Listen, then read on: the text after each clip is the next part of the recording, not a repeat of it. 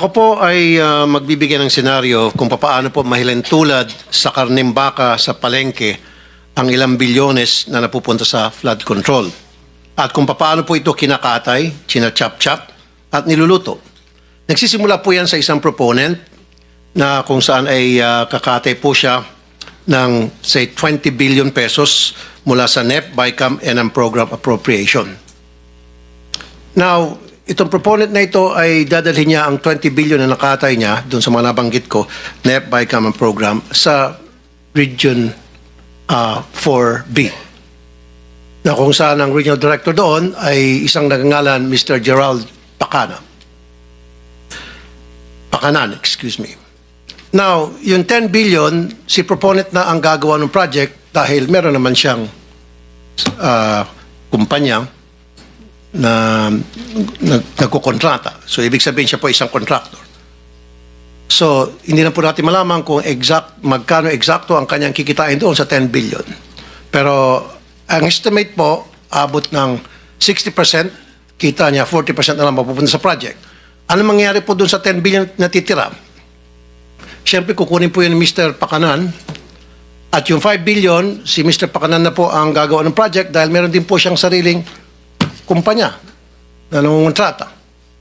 And of course, doon sa 5 billion niya, magbibigay siya ng 28% SOP sa proponent.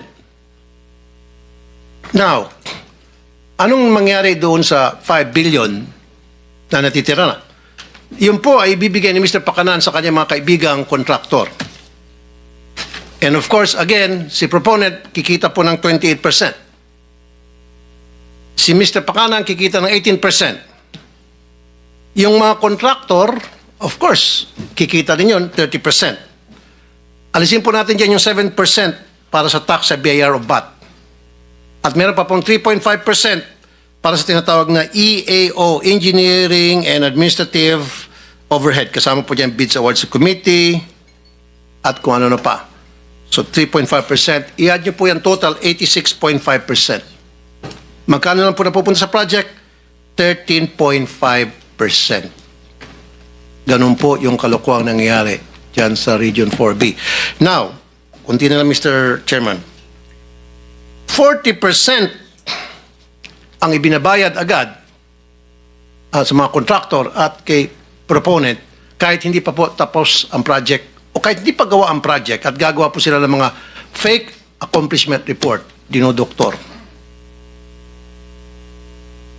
Yan po yung example lamang kung paano po binabalasubas ang pera para sa flood control na dapat po ay imbestigahan ng committee ito sa susunod po ng mga hearing. By the way, isang Ryan Altea ang nagpakilala dito kay Mr. Gerald Pakanan doon sa isang proponent. So, ibig sabihin, ito si Mr. Altea ay well-connected na ngayon po ay na-promote pa. Ang daming kalokong ginagawa, na-promote at siya po ngayon ay isang direktor sa main office. Maraming salamat, Mr. Chair. Thank you, Senator Tulfo. For the record, that's 3 minutes. Oh.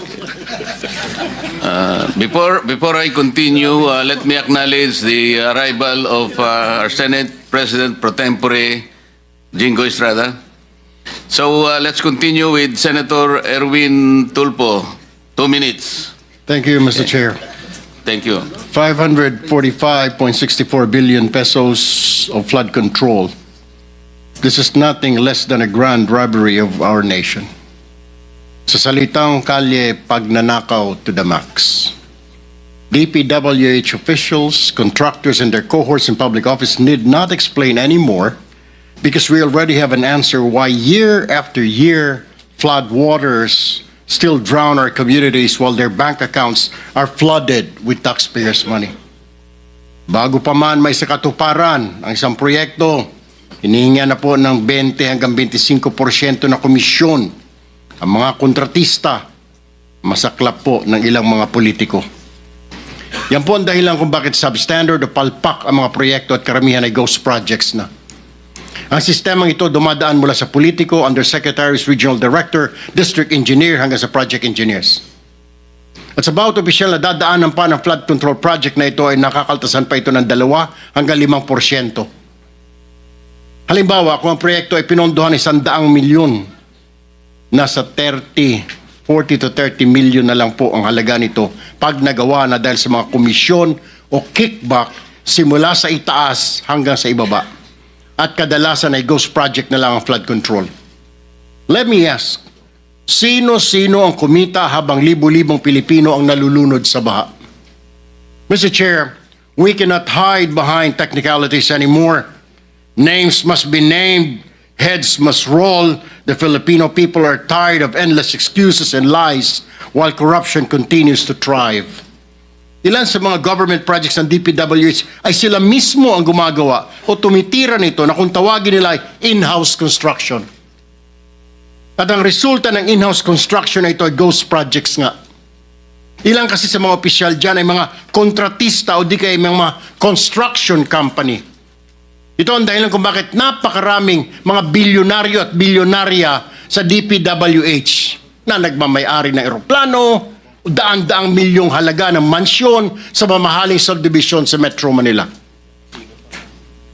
May kasama pa pong kasino. At kapag natalo sa kasino o sa sabong, hindi niya nararamdaman kahit milyon ang talo. This committee, Mr. Chair, must not only expose the truth, but also ensure that those guilty are punished, whether they are past or present officials, contractors or protectors in higher office. Kung may nakinabang dito, hindi po ang bayan, kundi ang mga magnanakaw sa pamahalaan. And today, this Blue Ribbon Committee, Mr. Chair, shall make sure that this is the day of reckoning. Tamaan na po ang tamaan, kaibigan, kasamahan, kamag-anak o matataas na opisyal. Justice must be served. Maraming salamat, Mr. Chair. Thank you, Senator Erwin. Sabi mo, names must be named. Sana sinabi mo na yung mga pangalan ng mga politiko eh. Pero may oras ka pa naman, maya-maya ng konti. Kung may listahan ka dyan, banggitin na natin lahat ang mga dapat banggitin. Okay. May I now recognize Senator J.B. Ejercito for his opening statement. Thank you, Mr. Chair. This will be very brief. Of course, we would want to start with the questions already and si clarification already. Sa nakikita ko po, Mr. Chair, na pag-usapan na po, nabanggit niyo po na 350 billion ang taon-taong budget, pero parang hindi ho natin nakikita.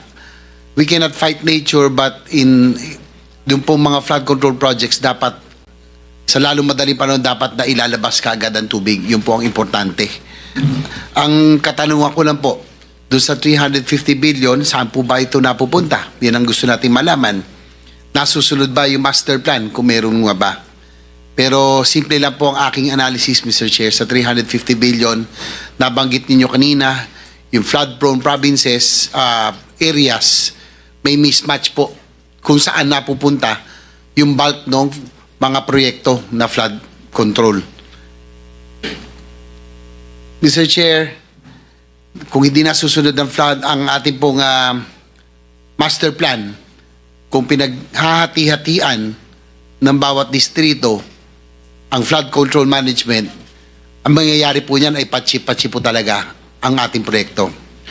In flood-prone areas like Central Luzon, magmula Tarlac, Pampanga, Bulacan hanggang Metro Manila, ang kailangan po natin dyan ay mga floodways, spillways, water impounding areas, and strategic pumping stations para talagang mailikas o imalabas ang tubig. Pero kung panay slope protection, drainage improvement at iba pang maliliit na program na proyekto lamang ang ating makikita, ay hindi natin talaga mahanapan ng mabibigyan ng solusyon ang pagbabaha. Siguro simple lang, Mr. Chair, tayo po at yung mga opisyal, hindi ho tayo biktima. Ang nakakaawa, yung mga biktima na pagbabaha na pinaghirapan po nila, sasakyan, motorsiklo, refrigerator at lahat na kanilang pong pinaghirapan ay taon-taon, kung hindi ako nagkakamali, pangatlong taon na tayo nung mula ako nakabalik. 3 taon na itong inaano ng ating majority leader. Siya po'y nagagalit na rito dahil siya po'y taga Bulacan.